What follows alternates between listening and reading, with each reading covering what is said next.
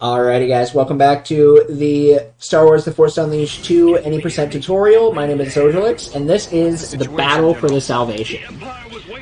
This level is very similar to Aboard the Salvation. It is very movement heavy, not too big on skips. But is also, this first section here is pretty RNG heavy because of enemies. So what you're going to want to do is, I grab this canister. Oh wow, I've never had the Acolyte go this direction. But you want to take out the Acolyte. You can either throw an explosive canister at him, or you can just hit him with a grab. So you can just grapple him, which, oh, that was really unlucky. So this is getting this is a really interesting pattern. I have not seen this happen before, and of course this is going to be happening when I'm trying to do a tutorial for it. But you can just do a regular grapple thing, and then once he's on the ground, rush him and stab him. That will instantly kill him. And then you can just go and like repulse these enemies, or apparently have them get blown up by different stuff. But repulsing enemies will take them out. Another reason why we upgrade... Oh, I'm getting stagger lasered. So that's a funny thing with the PC port of this game, is the ATST, for some reason, sometimes his lasers will stagger you. And there is nothing you can do about it. Also, once you defeat that first group of enemies, you want to just immediately start dashing over here, so that way you are right here when the scout troopers spawn. And then for taking out the walkers, a fully charged lightsaber throw will take out the small walkers, and then a fully charged lightsaber throw and plus some lightning will take out the ATSTs. But, and then if you do get a bomb, that's actually really good because you can throw the bomb and take out some groups of enemies. But for some reason, that was unlucky. On the PC port of this game, sometimes the ATST's lasers will actually stagger you, will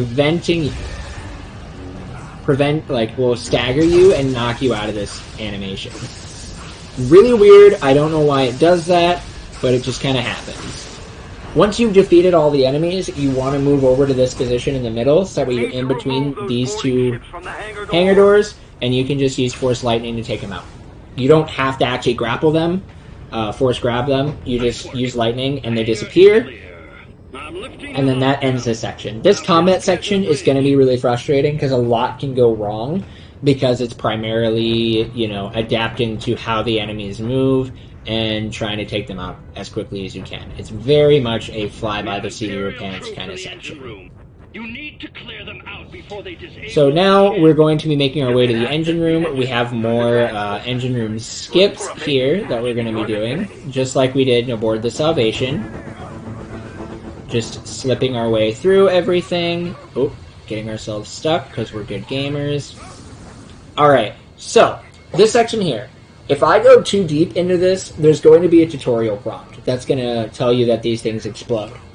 Which is cool, great, whatever. But we want to skip that. So if we just immediately cut into the middle, you can actually just go right around the trigger for the tutorial.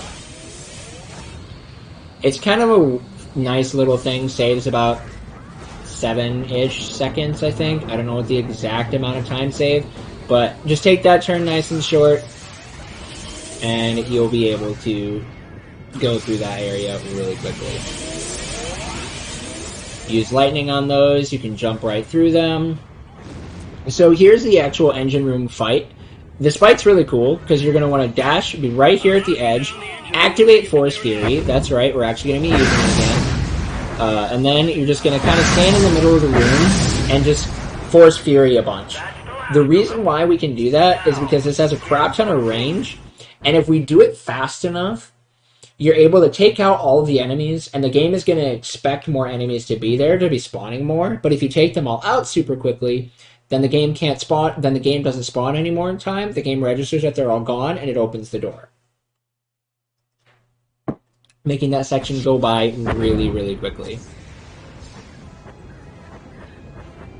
And then just going through here, nothing too crazy.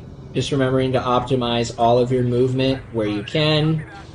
I repulse these guys to get rid of them. That guy did not go away. Pull that down. And then you don't need to actually force that bridge down. You can just go...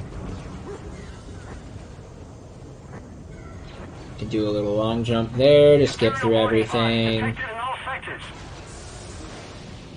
Play around with the movement in this game. I'm sure there are a lot of various options for movement that'll make things go by quickly.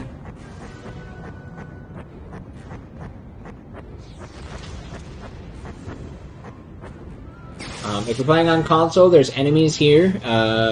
There isn't really found any way to figure out how to deal with them. My all holocrons muscle memory kicked in there.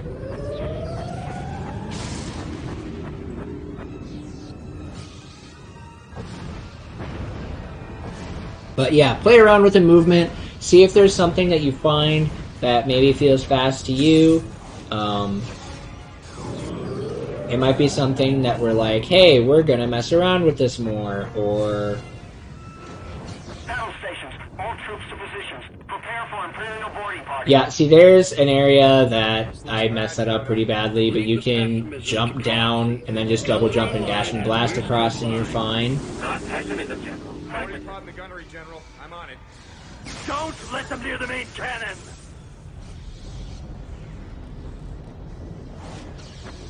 Prepare for Imperial assault.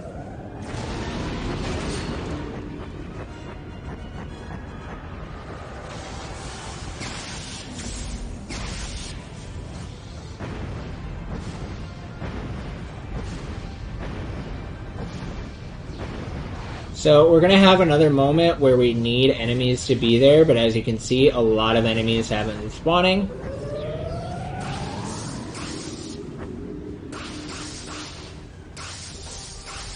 Wow, that took forever. So once you hit, there's going to be a checkpoint here. Once you pass sort of underneath this arch here is when that checkpoint loads in. Just swap your costumes, that'll reload the checkpoint, which will then bring all of the enemies there that you need to be there. If you're playing on console, they'll be there. You don't have that issue where enemies don't spawn on console. That's kind of a PC exclusive thing.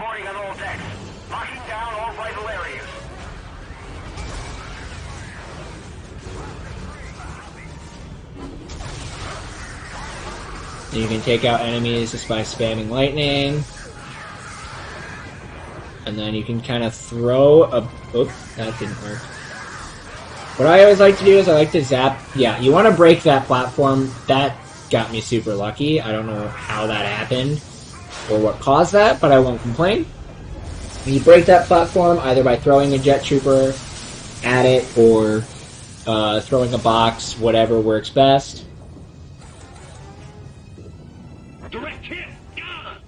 Direct hit, and then you dash and blast over here, do this QTE. Like an engineer, General.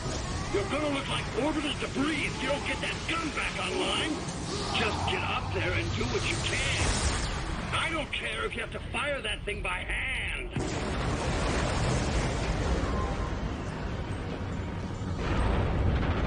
Great shot! Now get up here!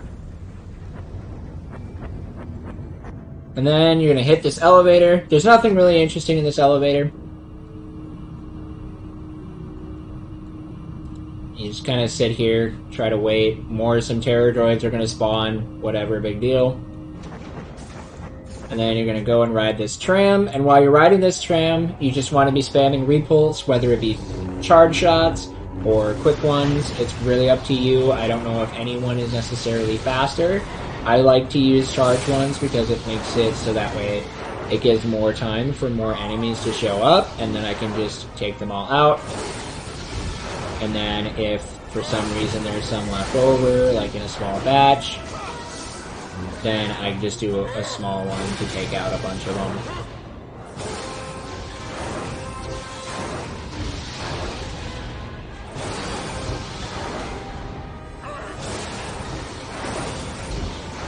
And then when you finish this one, kind of want to hang out right here, because the moment the impact happens, if you dash, you'll clip through, allowing you to then get to the end of the level. Now right there is a spot where it can crash pretty often. If it happens, I'm sorry, but it can happen. But anyways, that's the end of that level. Thank you guys so much for watching. I will see you guys for the final level, Kamino: The Return.